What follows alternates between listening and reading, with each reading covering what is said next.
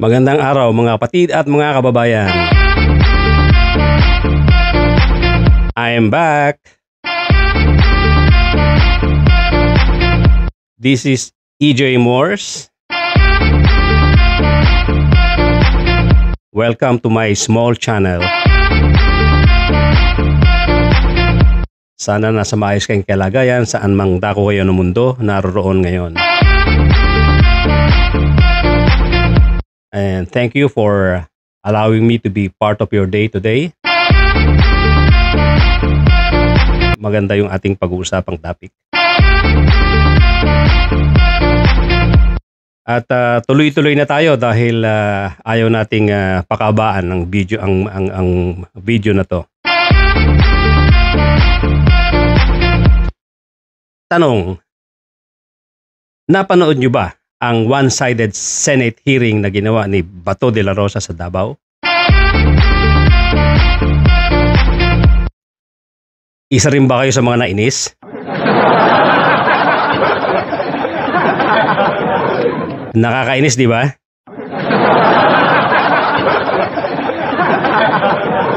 Parang sayang yata yung ating ginagastos sa mga senador na ito.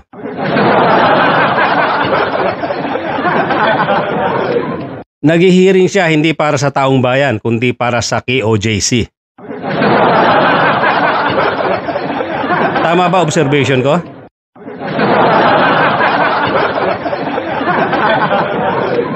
Wala man lang sense of neutrality. Halatang halata na gusto niya lang talagang kumuha ng sympathy at kunin ang loob ng taong bayan sa side nila. At gusto rin niya sigurong iparinig kay Kibuloy yung effort na ginagawa nila. Kasama na si Robin Padilla at si Senator Bongo.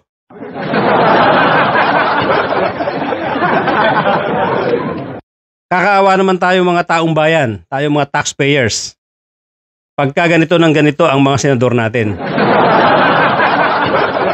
Tandaan niyo po ang mga senador na yan sa darating na 2025 elections. Okay lang naman sana kung talagang ang kanilang purpose doon sa hearing magkaroon ng equal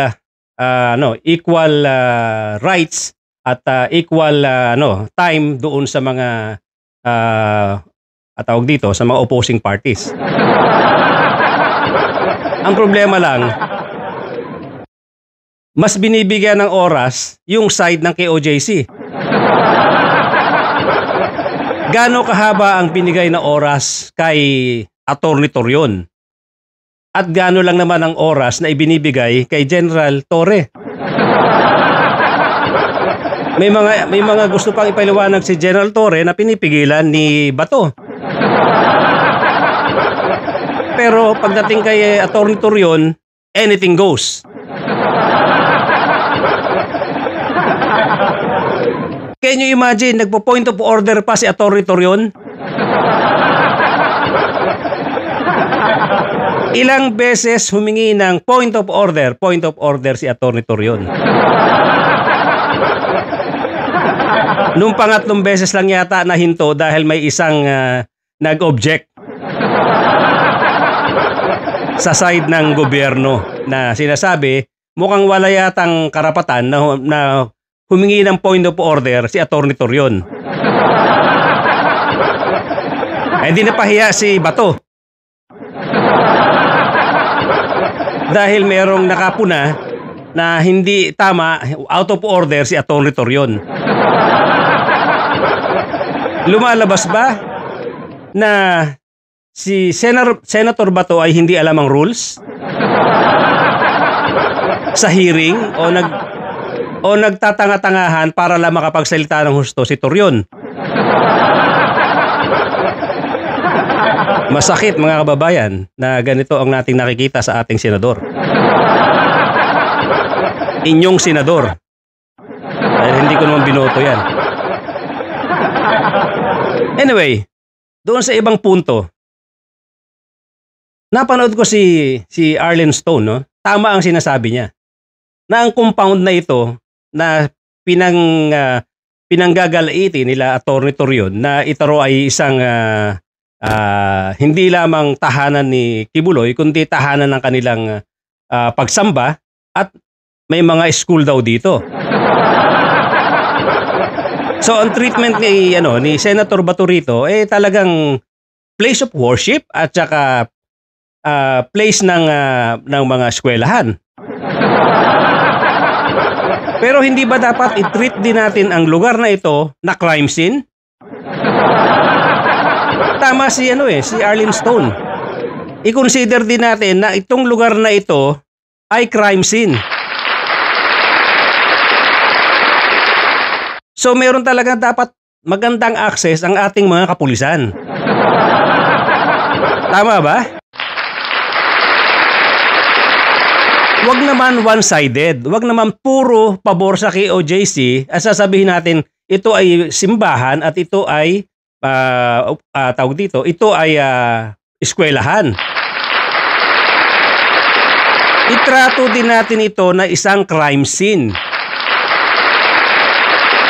Na dapat may mga pulis talagang nag-iimbestiga rito. May mga pulis na dapat nagpe-preserve ng mga ebidensya rito. Hindi lamang ito isang simbahan na ordinaryo at isang mga schools na ordinaryo. Ito ay supposedly isang lugar na kung saan maraming krimen na nagawa. Maraming krimen na nangyari. Kaya may karapatan ang mga pulis magbantay dito. Pero ang pinagdidiinan nila Bato, nila Torion, na ito raw ay nababastos dahil ito ay isang lugar, place of worship at paaralan sa loob.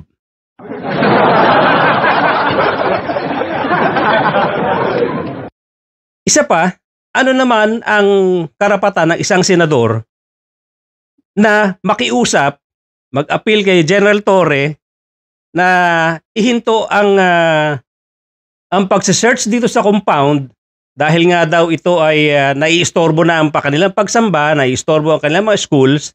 For the sake of humanity, pahintuin daw ito. For the sake of humanity.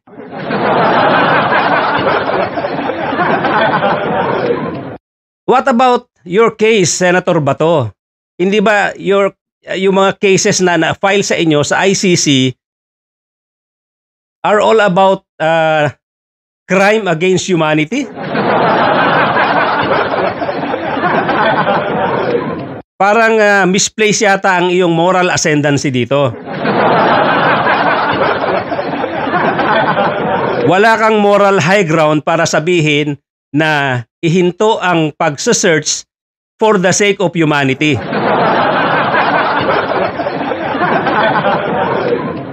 Kinakampihan mo yung mga salita nila Atty. Torion na pahintuin ito dahil ito ay place of worship.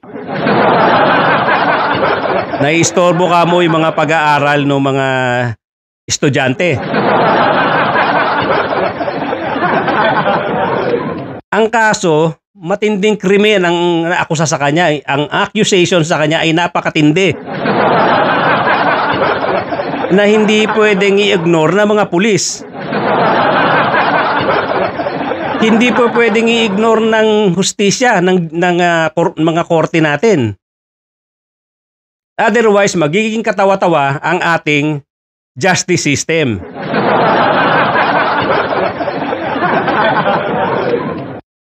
Tatalikuran na lang ba ng mga kapulisan ito dahil naistorbo yung pag-aaral ng mga estudyante? Dahil hindi makapagsamba ng maayos ang mga churchgoers?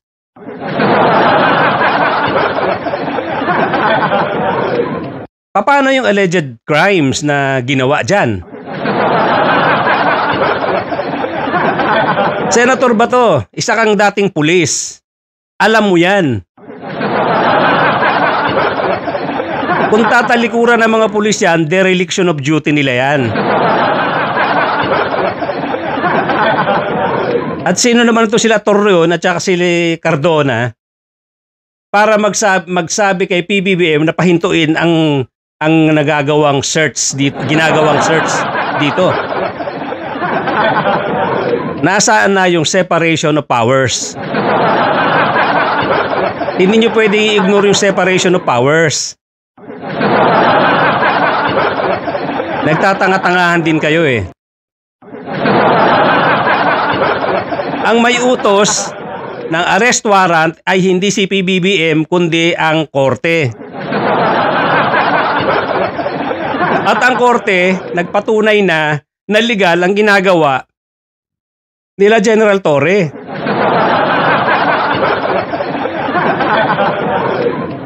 Oo nga, nakakuha kayo ng temporary protection order. Pero ninalify yan ng Court of Appeals. Kaya tumahimik na kayo. Itong sila Torreon at sila Cardona at iba pang KOJC officials, talagang ayaw tumigil. Well, natural naman kasi talagang natutukoy na malapit nang mahuli talaga yung amo nyo. Yan lang naman ang dahilan yan. Dahil kung wala talaga si Kibuloy dyan, hindi ganyan ang inyong pag-iingay. Hindi ganyan ang inyong pagkataranta at walang tigil sa pag-apila, lalo na kay Bato de la Rosa. Saludo ako kay General Torre for standing his ground and standing for the law. Saludo, sir. Stay focused, please. Huwag kang padadala ito sa mga pressure na ito. At nakita ko naman ang iyong resolute, ang iyong determination na tapusin ng maayos ang trabahong ito. Again, saludo sa iyo, sir. Tama po ang iyong ginagawa. Ang majority ng mga Pilipino ay sumusuporta sa iyo. Huwag nating paniwalaan, huwag tayo magpa-pressure sa minority na mga membro ng KOJC na wala namang ibang purpose kundi iligtas ang kanilang amo.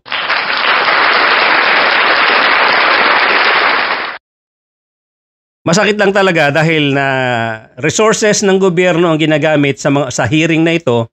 Pagkatapos wala naman tayong nakikitang neutrality. Bawat salita at kilos ni Bato ay nagpapatungkol talaga sa pagkampi kay KOJC.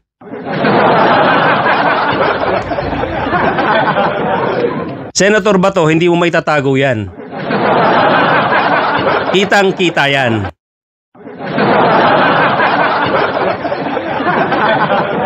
Doon lang sa pag-allow mo kay Torreon na magsalita for over 3 hours, halatang halata na. Samantalang yung mga pinagsasabi niya, paulit-ulit niya nang sinabi. Noong araw pa, paulit-ulit niya nang binabanggit niya sa media. At alam ko, nakarating na rin naman sa iyo over and over again yung mga kanya pinagsasabi. Pero kay General Torre, rini-restrict mo. May babanggitin lang si General Torre tungkol doon sa warrant of arrest. Pinahinto mo agad. Ang sinasabi mo, alam na natin yan. Nasaan ang sense of fairness doon?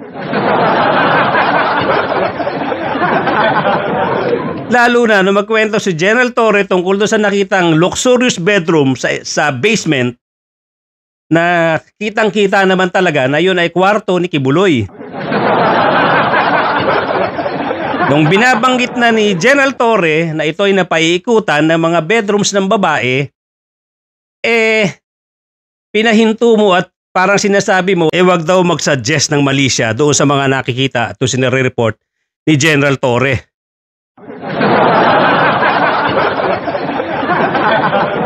Nasaan ang neutrality mo, Senator? Halatang halata naman.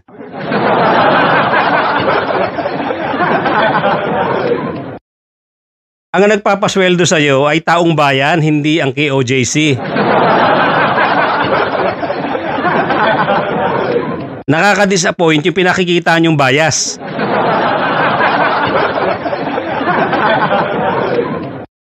Magpapare-elect ka pa naman next year. Sa tingin mo ba sapat ang boto ng KOJC para ma-re-elect ka?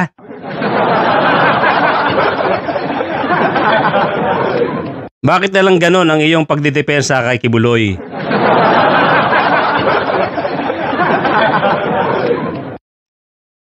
Question. Bakit sa nilaki-laki nung property ng KOJC ni Kibuloy, bakit doon sa basement siya gumawa ng isang very luxurious na bedroom?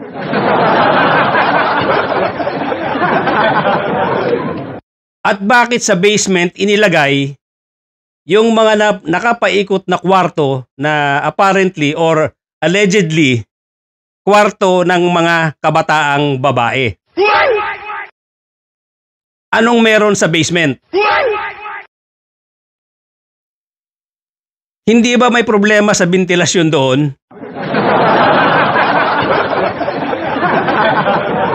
Hindi ba nade-deprive ang mga tao na matutulog doon, na titira sa basement, nade-deprive ng sunlight at nade-deprive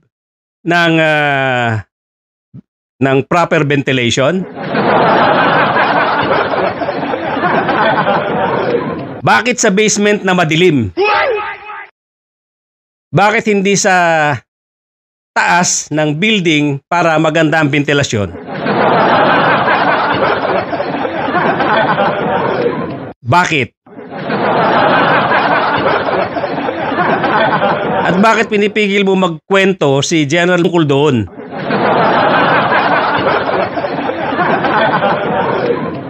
Common sense lang po. Kung meron kang 30 hectares na property at marami kang buildings, hindi ba kakatwa na ilalagay mo yung kwarto mo sa basement? Hindi ba nakapagtataka at malalagyan mo talaga ng mali siya kung bakit ang kwarto mo napapaikutan ng mga kwarto daw na mga babae? At ang mga kwarto daw na ito ay lagus-lagusan papuntang kwarto ni Kibuloy. Ang sabi ni Bato, huwag daw bigyan ng mali siya.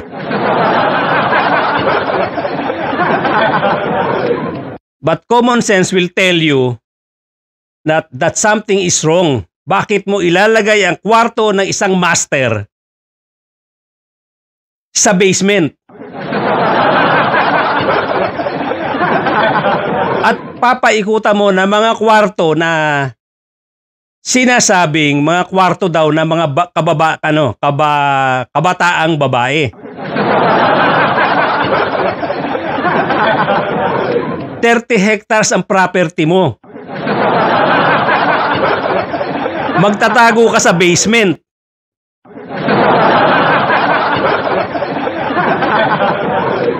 Hindi maganda ang ventilasyon dun. Hindi maganda ang lighting dun. And yet, magtatago ka sa ilalim. At papaikutan mo ng mga kwarto ng mga kababaihan at kabataan daw. At sasabihin ngayon na General Bato, wag lagyan ng mali siya. To hell. Nasaan ang common sense natin, General Bato?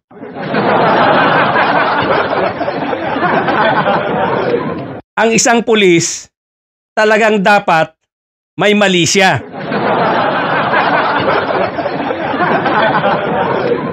Pag ang isang pulis walang mali siya, walang mahuhuling kriminal.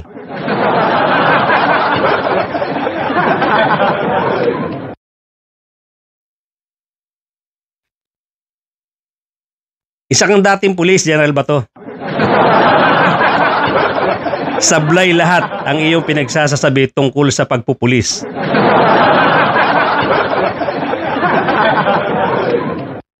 Kung ikaw ba ang nasa posisyon ni General Torre, sa tingin mo, papayag ka na pahintuin ka ng ibang senador?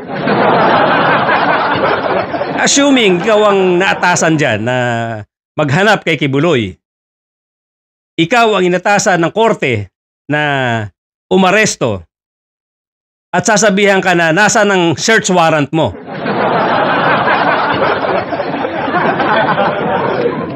Sa tingin mo ba papayag ka rin? Na kailangan pa may search warrant?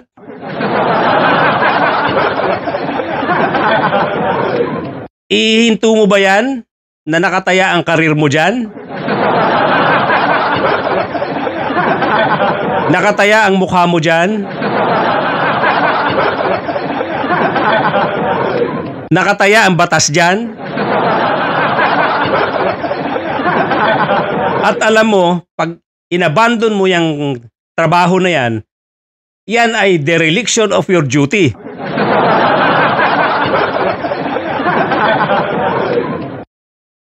Hindi po korte ang Senado.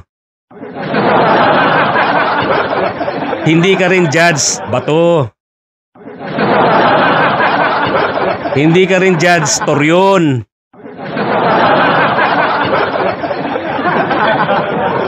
Hanggat hindi pinapahinto ng korte yan, tuloy-tuloy yan.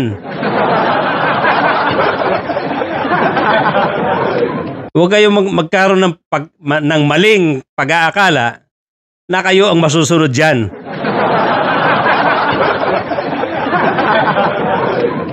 Wala na kayo sa pinakamataas na posisyon.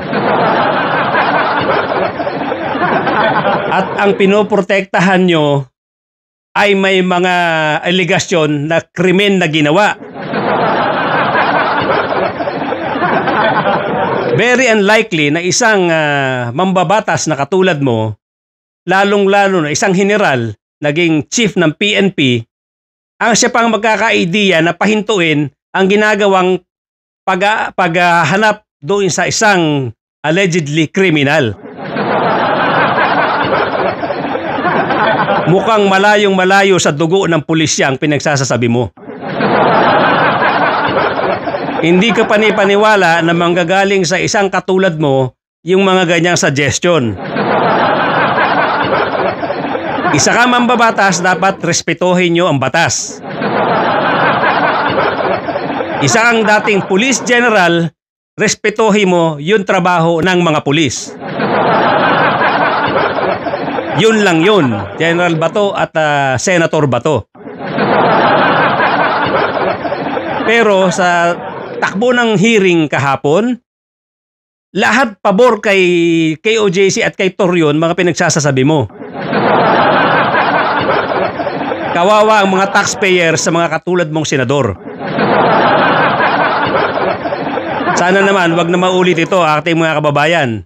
Wag na tayo magkaroon ng mga ganitong klaseng senador. Sayang ang pinapasweldo natin dito. Yan, sila Bongo, sila Padilla. Hindi po karapat-dapat yan na humawak ng mga posisyon na katulad nito. Tandaan po natin yun, mga kababayan.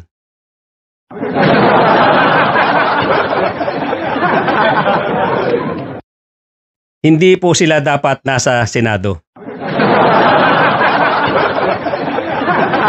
Dapat man lang may konting semblance ng neutrality at impartiality dun sa kanilang ginawang hearing. Pero talaga totally wala ang effort nila, kaya sila nag-hearing para lang talaga protektahan si Kibuloy. na para bagang si Kibuloy ang nagpapasweldo sa kanila. So hanggang dito lang muna mga kababayan at mga kapatid. At para hindi masyadong humaba ang ating vlog. At hindi ko lang kayang talagang pabayaan ang issue na to at hindi natin titigilan hanggat hindi nagkakaroon ng magandang ending ito. At once again, saludo kay General Torre for doing your job well. Saludo sa DILG. Saludo sa Hustisya. At saludo sa Malacanang sa pagsuporta sa kinikilos ng ating mga pulis. Thank you so much, ladies and gentlemen, at I will see you again. And please, for those who have not yet subscribed, please do subscribe. And please hit the notification bell, the like button as well. And please do share this vlog para maraming makaalam tungkol sa mga nangyayari dito sa ating kapaligiran, lalong-lalo na dyan sa Davao, KOJC at ang ating mga senador. Thank you so much and I will see you again.